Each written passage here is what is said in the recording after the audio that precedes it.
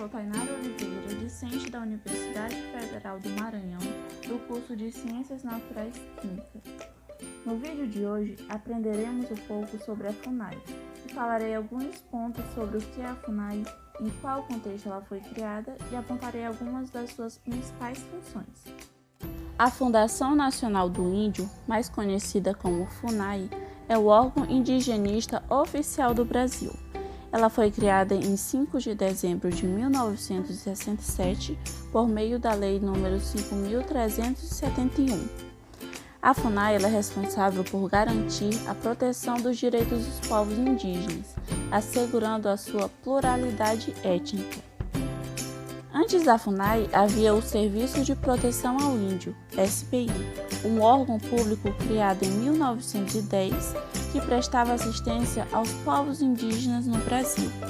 Esse órgão se envolveu em diversas polêmicas e acusações de corrupção, genocídio e ineficiência. Dessa forma, com sua extinção, ele deu lugar à FUNAI.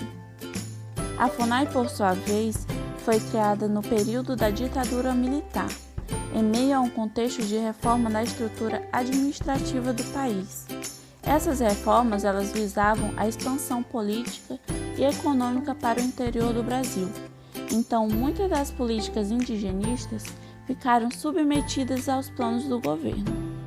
E os planos do governo, por sua vez, eram construções de estradas, hidrelétricas, expansão das fazendas e da mineração, entre outros. Então, por esse motivo, nesse período, muitos índios sofreram com a violação de seus direitos.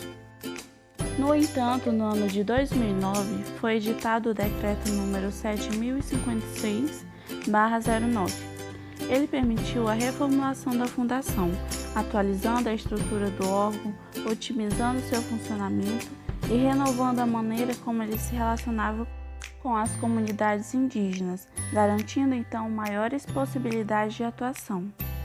E em 23 de março de 2017, sua atuação também foi modificada por meio do Decreto número 9010.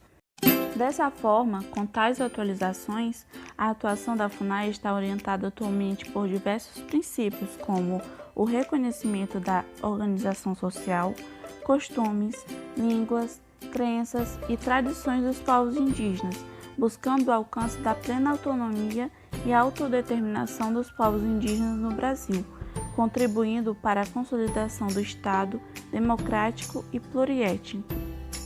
E entre as principais funções da FUNAI estão promover estudos que identifiquem, delimitem, demarquem e regularizem as terras ocupadas pelos indígenas.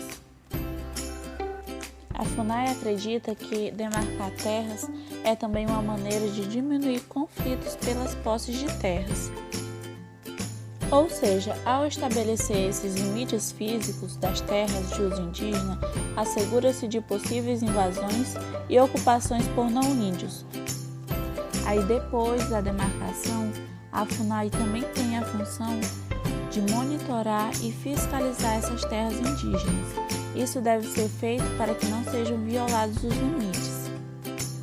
A próxima função da FUNAI é coordenar e implementar as políticas que visam a proteção aos povos que se encontram isolados e os recém-contatados. Bom, mas o que vem a ser povos indígenas isolados? São os grupos indígenas que não têm relações permanentes com as sociedades, seja com pessoas não índios ou com outros povos indígenas. Bom, os registros históricos demonstram que a decisão de isolamento desses povos pode ser o resultado dos encontros com efeitos negativos para suas sociedades, como infecções, doenças, epidemias e mortes, além de atos de violência física. Já os recém-contatados são aqueles povos ou grupos indígenas que mantêm relações de contato permanente ou com certas interrupções com a sociedade nacional. Portanto, a FUNAI tem essa função de coordenar e implementar essas políticas que protejam esses povos isolados e os recém-contatados. Uma outra função da FUNAI é promover ações que assegurem a diversidade sociocultural dos diferentes grupos étnicos, ou seja, promover ações que assegurem o etnodesenvolvimento.